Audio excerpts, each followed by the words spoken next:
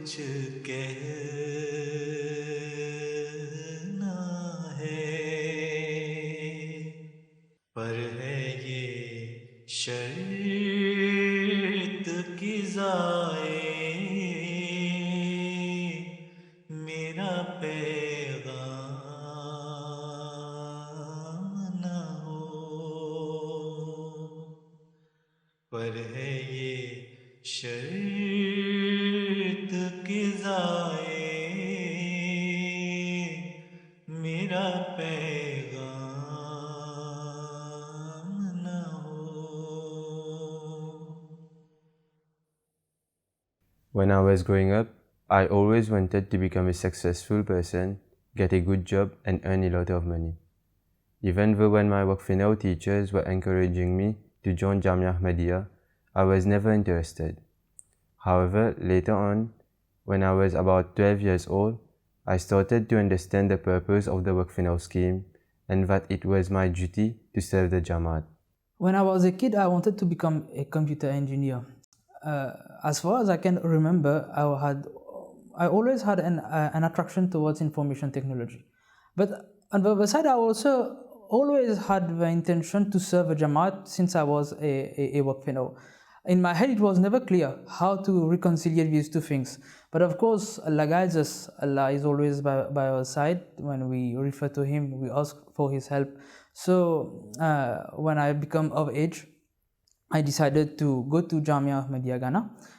But the good thing about it, which is worthy of mention, is that I found myself today in such a situation where I can also use my knowledge in information technology and also serving the Jamaat at the same time. So Hazrat Khalifatul Masih Rabi, he created a scheme which is known in the Jamaat as a scheme of Waqf. And me also, I am a born Waqf, so my parents dedicate me into this scheme. So when I was 15 years old, I met somebody from Comoros Island. So he was a first convert and he came to Mauritius for Jalsa Salana. So I get a conversation with him and he was telling me about how he joined the Jamaat. And it was my grandfather also, who was a missionary, who converted him. So when he was telling me about his life and how he was very dedicated to serve the Jamaat, especially to serve Islam. So me also at that time, I took this decision that I have to be a missionary. And it was at that time I decided that I should join Jamia Ahmadiyya, or I should join Jamia in Ghana. ولكل وجهة هو موليها فاستبقوا الخيرات أينما تكونوا يأتي بكم الله جميعا إن الله على كل شيء قدير. Jamia is an Arabic word which means university. Of course, when we use it in the Jamaat and we associate Ahmadiyya to it, that is Jamia Ahmadiyya, of course we are referring to the theological university where missionaries are trained and formed. Jamia, the idea of creating a Jamia was originated during the life of Hazrat Masih Maud. In 1905, he expressed his wish during a passionate speech which he delivered during the Jalsa Salana to have a place where people are formed to become, to preach and to call people towards Allah. So in other words, a Jamia. When during the Khilafat of Hazrat Khalifatul Masih Awwal, he is the one who established the first Jamia. But it was not called Jamia yet, it was called Madrasa Ahmadiyya at that time, when after some years the first Jamia Ahmadiyya formally took birth, and from when several Jamias have been established in the corners of the earth. Actually, we have 5 Murabbiya who attended Jamia a couple of years back. 2 attended Jamia International and 3 attended Jamia Mubashirin. They are back in Mauritius and are working presently. We have 4 students in Jamia International Ghana and 1 in Jamia International Canada. And we have 3 more students who should have gone to Jamia Ghana this year, but due to the global pandemic, they are following their courses online in Mauritius itself. During my work finance classes, one of my teachers, Murabi Ahmed Ali Saheb, once told us that in an army, the more soldiers there are, the stronger it is. Of course, we need doctors, cooks, etc., but soldiers are more important. This made me realize that the best way to serve the Jamaat is to go to Jamia Ahmadiyya and to become a soldier of the promised Messiah. When I was 15, I was also appointed as a secretary tabligh in my local Jamaat. And I was engaged in making many debate. I was also preaching around my localities. I was doing tabligh with some elders. So it was not difficult for my family when they hear about the decision that I'm going to Jamia. So it was not a surprise for them. The first time my mother heard about my decision to go to Jamia Ahmadiyya, she was very shocked and reacted negatively. As I am her only son, she had many expectations from me, that is to work and help her as she is a widow. But after a few days, she pondered about it and started to encourage me. Actually, how I reacted when I learned that my son wanted to go to Jamia, I was a bit surprised. Actually, my son was regular in his prayers. He was regular in participating in Jamaat activities, but he never gave any hint that he wished to go to Jamia. So in this sense, I was a bit surprised, maybe due to the influence of the Murabbiyan who just came from Jamia a couple of years back. He was in their company, maybe they had an influence on him. खिदमते दीन को एक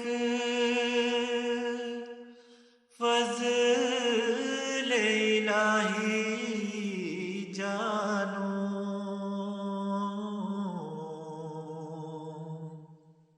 If I decided to work for someone, he would be paying me a salary.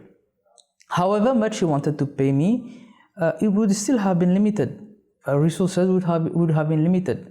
On the other hand, if I worked for Allah, that is, if I decided to dedicate my life for Allah and Allah alone, with Him resides everything that is unlimited. So the choice is very clear, was very clear from the very beginning, and that's why I chose to dedicate my life for Allah instead of choosing a job. Actually, right from childhood, I knew Ghana as the largest Jamaat in Africa, the biggest Jamaat in Africa. I never had any apprehension in the sense that it was Huzur's instruction, so it was pointless having any apprehension, because once Huzur has instructed us to do something, we just have to abide. At first, life in Jamia was not easy for me, because when I was in Jamia, my life was on a routine. When I was in Mauritius, life was not too much strict like it was in Jamia. But after 1 year, I started getting used to Jamia, so it became normal. So when the environment became very friendly to me, and all the African brothers who was living in Jamia, my colleagues, my classmate, my junior and my senior, and also the teacher. So I started getting used to Jamia, and it was a very, very wonderful moment, and it was something which was I could never forget in my life. So now if you talk about Jamia today, it is part of my life. So there is not a single day which passed which I did not remember about Jamia. I was a little scared when I heard about the name Ghana. You see, we hear a lot of things about African countries in Mauritius, mostly bad things, unfortunately. So when Huzur told us to go to Ghana, I was a little scared, to be perfectly honest. But eventually when we reached there, we saw that a lot of these things which we heard in Mauritius are quite exaggerated. For example, the way the people are, they live with you, the kindness that they show towards you, whether they know you or not, whether they know they are Ahmadis or not, are things which I have never ever thought of in my whole life. So yes, I was scared, but after that, I can tell you that I was very pleased to be in Ghana. Personally, I found it very difficult to leave Mauritius and to go to an African country, especially because of the different cultures and the food. But I know that Allah will surely shower His blessing as it forms part of the sacrifices that I need to do. Another thing that I have to mention is the food. The food is completely different from the food we were used to in Mauritius. It's not necessarily less tasty. It's just a question of culture, a question of habit. You have to get used to it. In the beginning, it was very hard. In the beginning, I remember some days would pass by without me even eating a little thing. Most of the times I would drink some tea and go to bed. But eventually I had to get used to it, and I did get used to it. And I can tell you, at the end of these 3 years, I was really actually enjoying Ghanaian food. I ate almost all Ghanaian food when I was in Jamia, most specifically banku, fufu, and kinke. So even my classmate was surprised when I was eating this food. So for me personally, Ghanaian food is very nice. It wouldn't be true if I said that life in Jamia was easy. At the beginning, it wasn't easy. It was quite hard because everything in your life changes in a matter of a few days. Because a few days before you're in Mauritius with all your family and everything, when you look back at where you're in such a place where you have to cater for yourself. You have a lot of responsibilities, much more than you had at home, of course. But eventually you get used to the routine. The thing I found most difficult to adapt to was the level of discipline which was requested from us. So this was not one of my habits to be punctual and everything. So I had to learn. And as I said, eventually you get used to it. And once you get used to it, then you start seeing the better side of Jamia. That is the atmosphere that reigns there, the spirituality. The level of spirituality is something that you cannot imagine. Because, of course, everyone's life is revolving around Allah, around the mosque, around Islamic studies and everything. So, obviously, the atmosphere is quite different. And then gradually you start to embrace the new life that you have put into. And once you do this, you start to realize what you have been missing this whole time. You start to realize that the life you have been living, you have led so far, has been nothing other than vanity. And then you realize what kind of opportunity you have, which lies ahead of you now, and you take it by both hands. चाहता हूँ कि करूँ चंद नसाए तुमको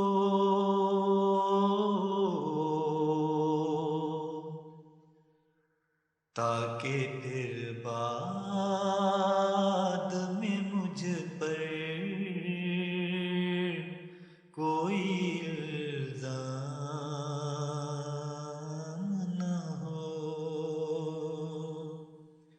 ताकि फिर बाद में मुझ पर कोई इल्ज़ाम न हो. I don't have any regret concerning my decision to go to Jamia Ahmadiyya. This gave me many opportunities to serve the Jamaat. For example, I am helping in the Wasiyat department. Since making this decision, I have spent more time in the masjid and with the Murabiyan. I also get the chance to teach the Qaeda to the Atfal. As the Holy Prophet Muhammad ﷺ said, the best among you is the one who learns and teaches the Quran. I remember when I was in Jamia, it was a Friday evening after Maghrib prayer. So I stayed in the mosque and I was doing nawafil. It was voluntary prayer. So when I was in sujood, when I was in sajda, I was asking dua from Allah Ta'ala about something which I was in need at that time. So after the prayer, I was thinking about the thing which I was in need. So my brother called me and he was asking me about the same thing which I was in need. So I was surprised because I did not tell him about this thing. So at that time, it just came into my mind how Allah Ta'ala fulfills the need of His servant. When sincerely you call Him, it is indeed you will receive answer from Him, as it is a verse from the Holy Quran when Allah Ta'ala said, وَإِذَا سَأَلَكَ عِبَادِي أَنِّي فَإِنِّي قَرِيبٌ أُجِيبُ الدَّعْوَةَ الدَّاعِ. When my servant call me, ask you about me, tell him that I am near, and also I respond to their prayer. So it was, I witnessed the acceptance of prayer in Jamia. You see, victory has been promised to the Jamaat of Hazrat Masih Maud. There's no doubt about this. Whether you want to be part of this victory or not depends on yourself. If you do want to be part of this victory, the best place to be on earth is Jamia. And of course, obviously, after that, to become a missionary. But you have to go through this process. So that's why I'm saying the best place to be is in Jamia. Moreover, if you want to develop a relationship with Allah, really feel and have absolute conviction that Allah is by your side, Allah's angels are helping you in your day-to-day life. If you want this, Jamia is the place to be. So if anyone is seeking advice or wants to take a decision whether to go to Jamia or not, it depends on what he wants. If he wants those things that I have just mentioned, then Jamia again is the place to be. قل إن صلاتي ونسكي ومحياي ومماتي لله رب العالمين